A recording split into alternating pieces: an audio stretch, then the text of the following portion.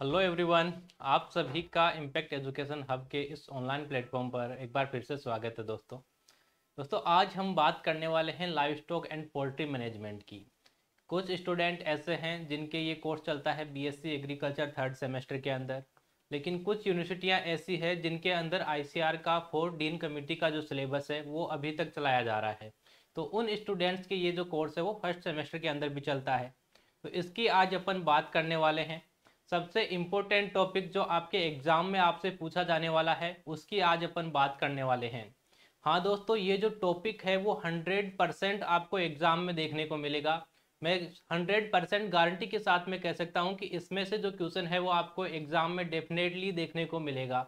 तो बहुत ही important topic है, आपको पढ़ना है, ध्यान लगा के आपको एक दो बार इसको रिवाइज करना है। तो डेफिनेटली आप इसमें जो मैक्सिमम नंबर है वो गेट कर सकते हो। तो चलिए बात करते हैं आज के इस टॉपिक की। सब्जेक्ट का नाम मैंने आपको बता दिया, live stock and poultry management. तो चलिए स्टार्ट करते हैं अपन। तो आज हम बात करने वाले हैं जो लाइव स्टॉक है, एनिमल हस्बेंड्री है, उसका क्या रोल है, उसका क्या इंपॉर्टेंस है नेशनल इकोनॉमी के अंदर या एग्रीकल्चर के अंदर लाइव स्टॉक है उसका क्या इंपॉर्टेंस है। ये आपके सिलेबस की फर्स्ट लाइन होगी और इसमें से आपको डेफिनेटली क्वेश्चन है वो मिलने वाला है। शॉर्ट क्वेश्चन यानी एमसीक्यू टाइप के या fill in the blanks question है उसमें भी क्वेश्चन आने वाला है। इसके अलावा बड़ा क्वेश्चन है वो इसमें से आपको देखने को मिलेगा। तो आपको इस टॉपिक को अच्छे से कवर करना है दोस्तों। तो सबसे पहले अपन बात करेंगे लाइव स्टॉक है उसका रोल क्या है, या एनिमल हस्बेंड्री आप कह सकते हो। एनिमल हस्बेंड्री की डेफिनेशन अपन ने ऑलरेडी देख ली थी। अगर मैं दोबारा बात करूं कि एनिमल हस्बेंड्री है वो क्या होती है तो दोबारा एक बार मोटा मोटा मैं आप लोगों को बता देता हूं। एनिमल हस्बेंड्री,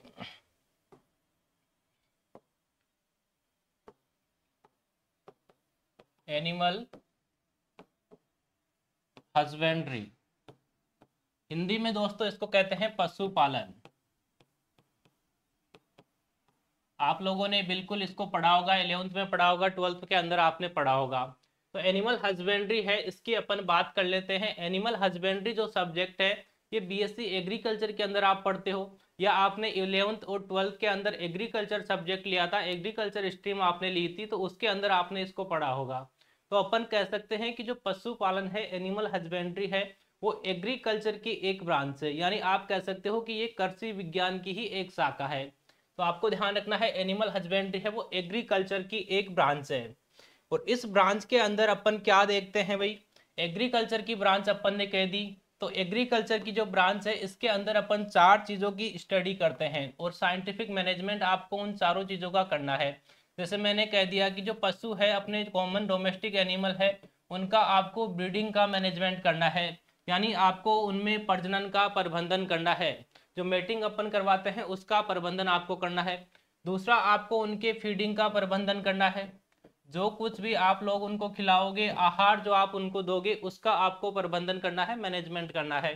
तीसरी चीज है उसके अंदर हाउसिंग, यानी आवास आपको उनको प्रोवाइड करवाना है, इसके बारे में आपको मैनेजमेंट करना है। और लास्ट है उनके हेल्थ का प्रबंधन, हेल्थ का मैनेजमेंट आपको करना है। यानी पशुओं के अंदर अगर इन चार चीजों का अपन साइंटिफिकली मैनेजमेंट कर देते हैं तो उसी को अपन क्या कहते हैं, एनिमल हस्बेंड्री कहते हैं, पशुपालन कहते हैं दोस्तों।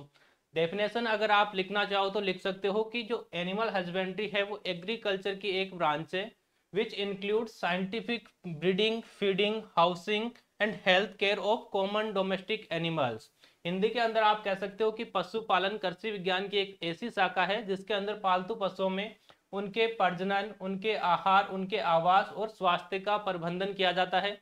ये सब क्यों करते हैं अपन, जिससे मैक्सिमम प्रॉफिट अपने को प्राप्त हो सके, मैक्सिमम प्रोडक्शन अपन इनसे ले सके। तो इन चार चीजों का अगर आप मैनेजमेंट कर दोगे तो उसी को अपन क्या कह देते हैं, पशुपालन कह देते हैं, एनिमल हस्बेंड्री कह देते हैं। तो आई होप आपको डेफिनेशन है वो समझ में आ गई होगी। नेक्स्ट अपन चलते हैं रोल पे। जो एनिमल हस्बेंड्री है या पशुपालन है, लाइव स्टॉक है, उसका क्या रोल है, अपनी इंडियन इकोनॉमी में क्या रोल है, या एग्रीकल्चर के अंदर इसका क्या रोल है, तो इसकी अपन बात कर लेते हैं। सो फर्स्ट है अपने पास में, dairy animals produce milk by converting the crops residues by products from crops which otherwise would be wasted.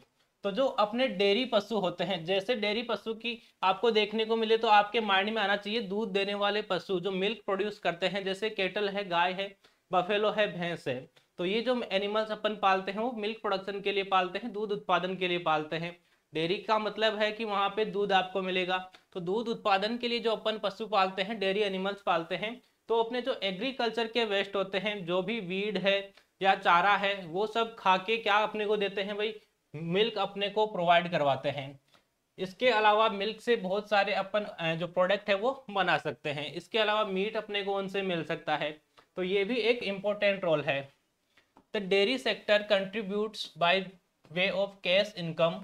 यदि आप पशुपालन करते हो तो आप अधिक संख्या के अंदर या अधिक इनकम है वो जनरेट कर सकते हो, कैश आप प्राप्त कर सकते हो। ड्रोट पावर, यानी आप उसको जो अपने पशु है उनसे अपन कृषि कार्य भी करवा सकते हैं, एग्रीकल्चर वर्क में भी अपन उनको ले सकते हैं। इसके अलावा मैन्योर, उनसे जो गोबर आपको प्राप्त होगा उसको आप खाद के रूप में भी काम में ले सकते हो। FIM जिसको बोलते हैं, फार्म यार्ड मैन्योर, उसके रूप में आप में खेत में काम में ले सकते हो। हिंदी और इंग्लिश दोनों के अंदर PDF आपको देखने को मिलेगी। तो जो हिंदी मीडियम के स्टूडेंट है उनको कोई डिफिकल्टी यहाँ नहीं होने वाली है, पूरा कंटेंट उनको यहाँ मिलने वाला है। तो आप क्लास को शेयर कर सकते हो। यदि आप चैनल पे नए हो तो चैनल को सब्सक्राइब भी आपको करना है दोस्तों। हिंदी के अंदर बात करूं तो डेयरी क्षेत्र नगद आय यानी कैश आपको मिल सकता है। जैसे अपन डेयरी के अंदर मिल्क है वो देते हैं तो आपको मंथली या 10 डे पे आपको कैश है वो मिल जाता है, पैसे आपको मिल जाते हैं। इसके अलावा पशु है उनको अपन एग्रीकल्चर कार्य में ले सकते हैं, या और कोई काम आपको करवाना है, जैसे बैलगाड़ी है उससे बोझा आपको ढोना है, तो वो काम भी आप पशुओं से कर सकते हो। इसके अलावा खाद के रूप में भी योगदान देता है। पशुओं से जो वेस्ट प्रोड्यूस होता है वो खाद के रूप में भी आप काम में ले सकते हो। नेक्स्ट है livestock provides for human needs by way of food, fibre, fuel, fertiliser, skin and traction. तो जो एनिमल्स होते हैं, लाइव स्टॉक होते हैं, उनसे अपने को एक तो फूड मिलता है, जैसे मीट अपने को मिल गया, मिल्क अपने को मिल गया। मिल्क से अपन बहुत सारे प्रोडक्ट अपन बना सकते हैं, जैसे कर्ड, दही अपन ने बना लिया, घी अपन ने बना लिया। तो ये सारी चीजें अपन बना सकते हैं। इनसे फाइबर अपने को मिलता है, फ्यूल इनसे अपने को प्राप्त होता है, इसके अलावा पावर अपने को प्राप्त होता है, फर्टिलाइजर अपने को प्राप्त हो रहा है। तो ये सारी चीजें अपने को इनसे प्राप्त होती है। हिंदी की मैं बात करूं तो पशुधन मानव आवश्यकताओं को, जैसे भोजन है, रेशा है, ईंधन है, खाद है, चमड़ा है, और खिंचाव शक्ति के रूप में पूरा करता है। खिंचाव शक्ति से मतलब है जैसे पशु शक्ति है, यदि अपने को कोई एग्रीकल्चर वर्क करवाना है या किसी चीज को खींचना है तो उसके लिए भी अपन पशुओं को है वो काम में ले सकते हैं। नेक्स्ट अपन बात करते हैं live stock provides for human needs in the following forms. जो पशु है, लाइव स्टॉक है, वो किस किस रूप के अंदर आपको क्या क्या चीजें हैं वो प्रोवाइड करवाता है, तो उनकी अपन बात कर लेते हैं। सबसे पहला है फूड, भोजन आपको ये प्रोवाइड करवाता है। भोजन की अगर बात करें कि भोजन आपको कैसे मिलने वाला है, तो जो एनिमल्स अपन पालते हैं जिनसे अपने को मीट मिलता है, यानी मांस की अपने को प्राप्ति होती है। मीट प्रोडक्शन के लिए अपन एनिमल्स पालते हैं, लाइव स्टॉक पालते हैं, जिससे आपको भोजन मिलेगा। इसके अलावा उससे मिल्क अपने को मिलेगा, मिल्क है वो भी एक भोजन का ही रूप है, मिल्क आपको मिलेगा। मिल्क से अपन कई प्रकार के बाई प्रोडक्ट बना सकते हैं, इसके उत्पाद है वो बना सकते हैं, जैसे दही अपन ने बना लिया, घी बना लिया, अपन ने पनीर बना लिया। तो ये सारी चीजें हैं वो भोजन के अंदर आती है। इसके अलावा इससे अपने को फाइबर मिलता है, रेशा अपने को प्राप्त होता है, फ्यूल है वो भी अपन इससे प्राप्त कर सकते हैं, फर्टिलाइजर अपने को इससे प्राप्त होता है, खाद अपने को प्राप्त होता है, इसके गोबर से अपन खाद बना सकते हैं। इसके अलावा चमड़ा अपने को प्राप्त होता है, चमड़े के कई प्रकार के जो यंत्र है आप बना सकते हो। इसके अलावा कई प्रकार के आपने देखा होगा, चमड़े की टोपी आती है, बेल्ट आती है, पर्स आता है, तो ये सारी चीजें अपन उससे बना सकते हैं, जूते आते हैं।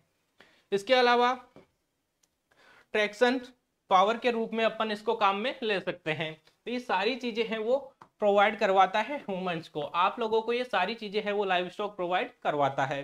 तो ये इसका एक इंपॉर्टेंट रोल है। नेक्स्ट है importance of live stock in agriculture. कृषि में पशुधन का क्या महत्व है, एग्रीकल्चर में इसका क्या इंपॉर्टेंस है, इसकी अपन बात करते हैं। तो income from livestock and poultry enterprises contribute as a high as 10% of the total national income. जो लाइव स्टॉक है और पोल्ट्री है उससे अपने को जो नेशनल इनकम होती है उसका 10% इनकम है वो केवल इससे प्राप्त होता है, लाइव स्टॉक और पोल्ट्री प्रोडक्शन से। And nearly 50% of agriculture sector income, और एग्रीकल्चर सेक्टर है उसकी 50% जो इनकम है वो कौन प्रोड्यूस करता है भाई, कौन देता है, पशुपालन। हिंदी की मैं बात करूं तो पशुधन और कुक्कुट पालन से होने वाली आय कुल राष्ट्रीय आय का 10%, और क्षेत्र की आय का लगभग, एग्रीकल्चर क्षेत्र की 50% आय है वो अपने को पशुओं से प्राप्त होती है। नेक्स्ट है इफेक्टिव यूटिलाइजेशन ऑफ लेबर और फैमिली लेबर। यदि आपके पास में लेबर है तो आप उसको प्रॉपर तरीके से यूज है वो ले सकते हो, या आप फैमिली लेबर के रूप में फैमिली से आपको काम करवाना है तो उससे भी आप इफेक्टिव यूज है वो ले सकते हो। यानी एग्रीकल्चर के अंदर आप इसको आसानी से यूज में ले सकते हो। Effective utilisation in animals husbandry, श्रम का प्रभावी उपयोग, यानी परिवार के श्रम का पशुपालन में प्रभावी ढंग से उपयोग है वो किया जा सकता है। यदि आपके घर पे कोई बेरोजगार है तो आप उसको एनिमल्स ला के दे सकते हो, तो वो रोजगार है उसको मिल जाएगा, यानी जो फैमिली लेबर है उसको भी रोजगार मिल जाएगा और वो इनकम है वो जनरेट कर सकता है। इससे सेल्फ एम्प्लॉयमेंट है वो बढ़ सकता है। नेक्स्ट है soil fertilisation, organic manure promotes the maintain and soil fertility.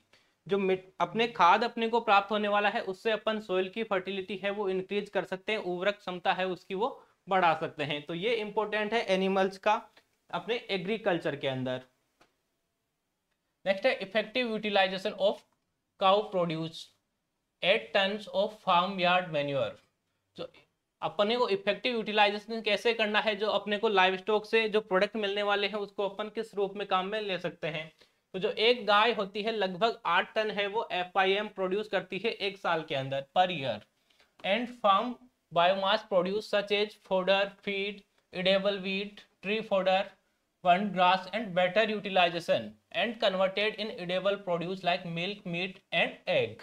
इसके अलावा जो अपने एग्रीकल्चर के प्रोडक्ट हैं जैसे चारा है, फीड है, फोडर है, दाना है, इसके अलावा खाने वाले जो वीड है, खरपतवार हैं जिनको पशु है वो खा सकते हैं, पौधे हैं, इसके अलावा ग्रास है, तो ये सारी चीजें हैं ये पशुओं को अपन खिला सकते हैं। और उनको खिलाने के बाद में अपने को फूड है वो प्राप्त होता है, उनको वो कन्वर्ट कर सकते हैं इडेबल प्रोडक्ट्स में, जैसे मिल्क अपने को मिल गया पशुओं से, मीट अपने को मिल गया, एग अपने को मिल गया।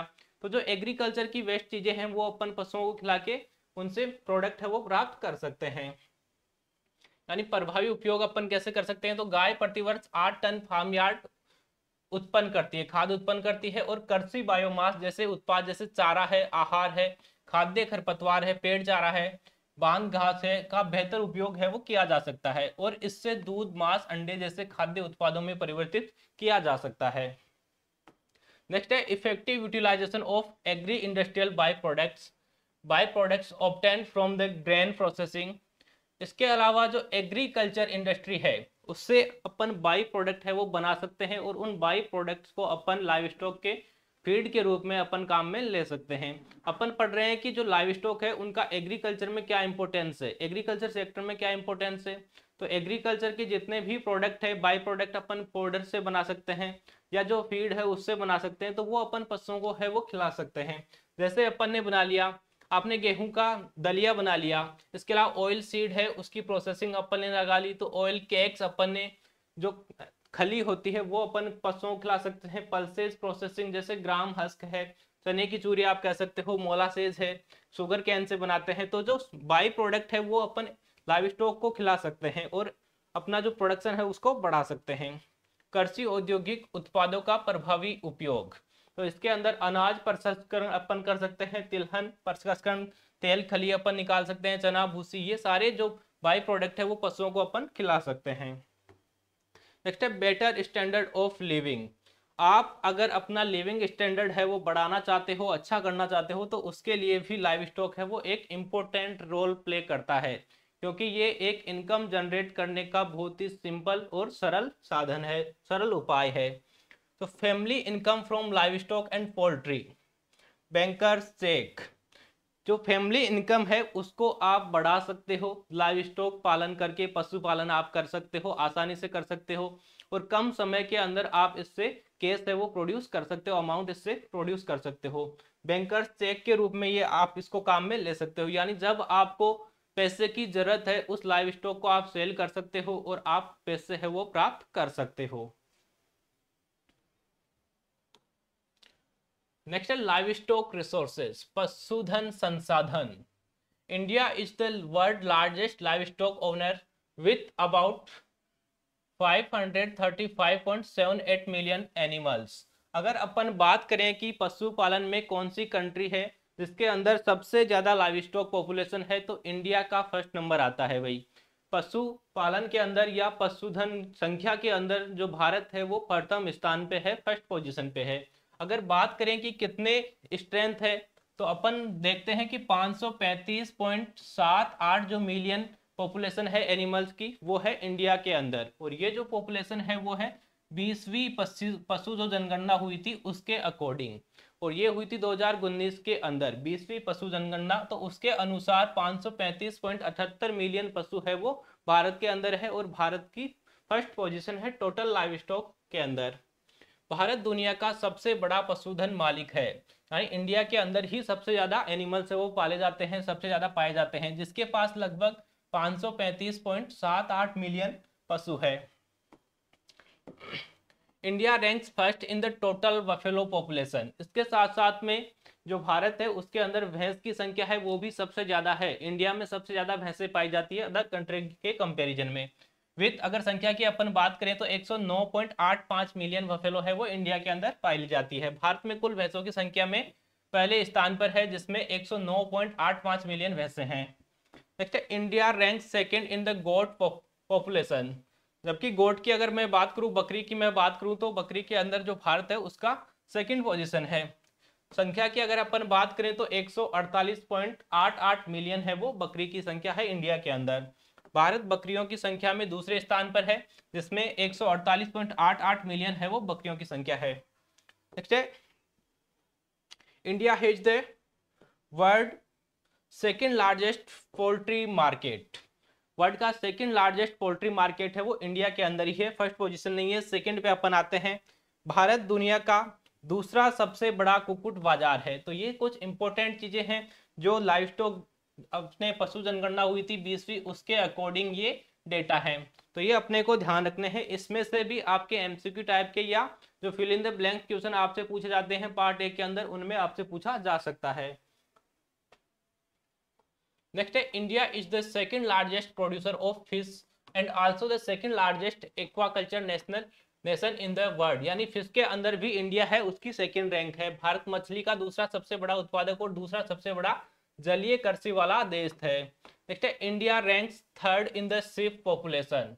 शिप की अगर मैं बात करूं, भेड़ की अगर अपन बात करें तो भेड़ के अंदर इंडिया की है वो थर्ड रैंक है। अगर पॉपुलेशन की मैं बात करूं तो 74.26 मिलियन है वो इंडिया के अंदर भेड़ें हैं वो पाई जाती है। भारत भेड़ों की संख्या में तीसरे स्थान पर है, जिसमें 74.26 मिलियन भेड़ें हैं। India ranks fifth in the population of ducks and chickens. Duck और चिकन्स के अंदर जो पॉपुलेशन है इंडिया की वो है फिफ्थ, पांचवी। इसके पॉपुलेशन की अगर अपन बात करें तो पॉपुलेशन है 851.81 बिलियन। इसके अलावा बात करें कि भारत बतख और मुर्गियों की संख्या में पांचवें स्थान पर है, जिसकी 851.81 मिलियन है पॉपुलेशन है। India ranks in the 10th in the camel population. Camel के अंदर अगर बात करें, ऊंट के अंदर अगर बात करें तो ऊंट की संख्या के अंदर जो भारत है उसकी 10वीं रैंक है। भारत ऊंटों की संख्या में 10वें स्थान पर है, जिसमें 2.5 लाख ऊंट है। और ये जो डेटा लिए हैं अपन ने वो लिए हैं 20वीं पशु जनगणना के अनुसार, लाइव स्टॉक सेंसस जो 20वीं हुई थी 2019 के अंदर, तो उसके अकॉर्डिंग ये डेटा है। नेक्स्ट अपन बात करते हैं लाइव स्टॉक पॉपुलेशन की। इंडिया के अंदर पशुओं की कितनी पॉपुलेशन है उसकी अपन बात कर लेते हैं। इंपॉर्टेंट ये टेबल है, आपको याद करनी है भाई, ये डेटा आपको याद करने पड़ेंगे। 2012 वाले डेटा अगर आपको याद होते तो कर सकते हो, वरना 2019 वाले जो डेटा है ये तो आपको याद करने ही पड़ेंगे। अगर अपन बात करें कि केटल की पॉपुलेशन है वो कितनी है, तो चलते हैं अपन सबसे पहले केटल पे। केटल या आप कह सकते हो गाय, गोवंश की पॉपुलेशन कितनी है, तो 2012 के अंदर 190.90 था। अगर बात करें अपन 2019 के अंदर, और 2019 के अंदर कौन सी जनगणना हुई थी? 20वीं पशु जनगणना हुई थी, ये भी आपको ध्यान रखना है। तो 20वीं पशु जनगणना के अनुसार जो गाय है उसकी संख्या है 192.49 मिलियन। कितना परसेंट इंक्रीज हुआ? तो वो हुआ था 0.83%। बात करते हैं बफेलो की, भैंस की। तो भैंस की जो पॉपुलेशन है वो है 109.85 मिलियन। अगर बात करें कि कितना परसेंट बढ़ा, तो वो बढ़ा है 1.06%। पहले था 108.70। अगर बात करें सिर्फ की भेड़ की, तो भेड़ है वो पहले 65.07 मिलियन थी, और 2019 के अंदर इसकी संख्या है वो हो गई 74.26 मिलियन। अगर इंक्रीमेंट की अपन बात करें तो ये बढ़ा है 14.3%। ये सारे बड़े हैं, 14.13%। नेक्स्ट है गोट, बकरी। और बकरी की जो पॉपुलेशन थी वो थी पहले 135.17 मिलियन। अगर बात करें 2019 के अकॉर्डिंग तो 148.88 मिलियन। बात करें कि कितना परसेंट बढ़ा है, तो 10.14% है वो इंक्रीज हुआ है। पिग की अगर अपन बात करें तो पिग, या आप कह सकते हो सुअर, तो सुअर की पॉपुलेशन पहले 10 मिलियन थी, और इसके बाद में 2019 में इसकी पॉपुलेशन है वो डिक्रीज हुई है, 9.06 मिलियन हो गई है। यानी इसके अंदर डिक्रीज आपको देखने को मिलेगा -12.03%। इसके अलावा मिथुन है, याक है, हॉर्स एंड पोनीज है, म्यूल है, डंकी है, केमल है, और टोटल लाइव स्टॉक पॉपुलेशन है। तो ये आप यहाँ पे देख सकते हो। इसके अलावा केमल की आपको पॉपुलेशन है वो ध्यान में रखनी है, क्योंकि केमल की पॉपुलेशन है वो लगातार घटती जा रही है, और ये पॉपुलेशन आपसे एग्जाम में है वो पूछी जा सकती है। कोई भी कम्पिटिटिव एग्जाम आप आगे देते हो तो उसके अंदर भी आपसे ये पूछी जाती है। तो आपको ध्यान रखना है, केमल की जो पॉपुलेशन है वो अभी है 0.25 मिलियन, और ये जो है वो डिक्रीज हुई है -37.05%। टोटल लाइव स्टॉक पॉपुलेशन की अगर मैं बात करूं तो है 535.78, 535.78 मिलियन, और ये इंक्रीज हुई है 4.63%। इंक्रीज हुआ है भाई, टोटल लाइव स्टॉक पॉपुलेशन के अंदर इंक्रीज हुआ है। तो ये आपको पॉपुलेशन है वो ध्यान रखनी है, ये इंडिया की लाइव स्टॉक पॉपुलेशन है। नेक्स्ट अपन बात करते हैं live stock population in Rajasthan. Rajasthan के अंदर लाइव स्टॉक पॉपुलेशन है वो क्या है? तो केटल की अगर मैं बात करूं, गाय की अगर बात करूं तो गाय है वो है 13.9 मिलियन। रैंक की अगर मैं बात करूं कि देश के अंदर गाय राजस्थान का कौन सा रैंक है, तो 6th रैंक है गाय में। बफेलो की मैं बात करूं, भैंस की बात करूं तो 13.7 मिलियन, और जो रैंक है वो 2nd है। बात करें अपन भेड़ की, सिप की, तो सिप की जो पॉपुलेशन है वो है 7.9 मिलियन, और रैंक है वो 4th है। इसके अलावा बकरी की मैं बात करूं, गोट की, तो गोट की जो पॉपुलेशन है राजस्थान में वो है 20.84 मिलियन, और फर्स्ट पोजीशन है वो गोट के अंदर है राजस्थान की। इसके अलावा केमल है, केमल में भी राजस्थान की फर्स्ट पोजीशन है। संख्या है वो है 2.13 लाख। टोटल पॉपुलेशन आपको पता है कितनी थी? 2.25, और उसमें से 2.13 है वो राजस्थान के अंदर ही है, और राजस्थान की फर्स्ट पोजीशन है केमल के अंदर। लेकिन केमल की पॉपुलेशन वो लगातार घटती जा रही है। नेक्स्ट अपन बात करते हैं live stock production in India 2022 और 23 के अनुसार। अगर बात करें कि लाइव स्टॉक जो प्रोडक्शन है वो क्या था, तो सबसे पहले अपन बात करते हैं मिल्क की, दूध की। और ये अपन बात कर रहे हैं 2022-23 के अनुसार। तो दूध है वो प्रोड्यूस था 2022-23 में 230.58 मिलियन टन, 230.58 मिलियन टन। और इंडिया की जो रैंक थी वो थी वही फर्स्ट, पहली रैंक थी। इसके अलावा बात करें अपन अंडे की, एग की, तो अंडे है वो है 138.38 बिलियन, और अंडे उत्पादन के अंदर भारत की जो रैंक है वो है 3rd।